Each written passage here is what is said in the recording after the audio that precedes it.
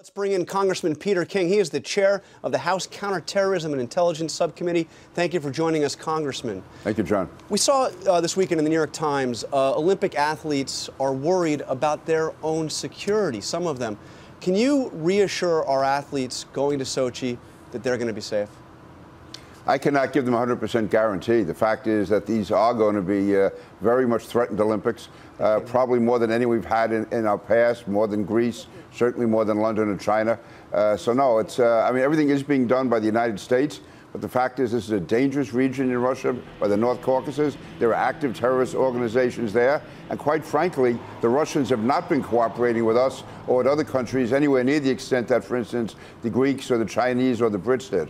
Well, what about the suggestion to our athletes that they not wear their uniforms outside of the Olympic venues? Has it really come to that American athletes have to hide the fact that they're American athletes? Yeah, I think it's an indicator of just how seriously our government takes this, the fact that there are real threats there. And even though Putin talks about the ring of steel around the main Olympic venue, the fact is once you get outside that venue or even going from venue to venue, there is real vulnerability. So I think that's, I would advise the athletes that do everything they're asked to do by the security team, by the State Department, by the FBI, because you know, they may feel safe, they may feel secure, wander off or wear some indicator that they're from the U.S. and just leave themselves open as a target. Now, this is a dangerous situation. Hopefully things will work out, but it's nowhere near ideal. And again, I can't emphasize enough, the Russians have not been cooperative as far as sharing intelligence. Again, the Greeks did, the Chinese did, the Brits did, the Russians are not, and theirs is the most dangerous.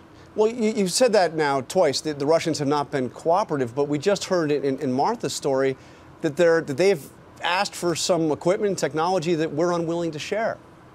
Well, again, technology is different from sharing information because usually intelligence is a mosaic. You get bits and pieces from different countries and you piece it together. The Russians don't want to share what they have because they're afraid that that will enable us to learn how they obtain their intelligence and we'll use it against them in the future. As far as using technology, I don't want to get into that as to what our policy is, but I can understand why people in our government would be reluctant to share a very sophisticated piece of technology which could be used against us in the future. We have another big event right in your backyard, the Super Bowl, being held at Giant Stadium. Right. We've been a lot of talk about the weather as a big threat here, but you've been briefed on the security threat. Right. How much of a threat and how comfortable you are with the security situation at the Super Bowl?